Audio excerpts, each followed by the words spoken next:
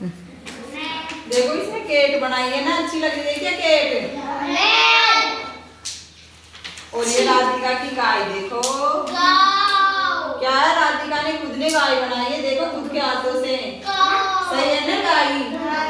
तो गाय को इंग्लिश में काऊ बोलते हैं। और देखो ये देखो क्या है, खरगोश।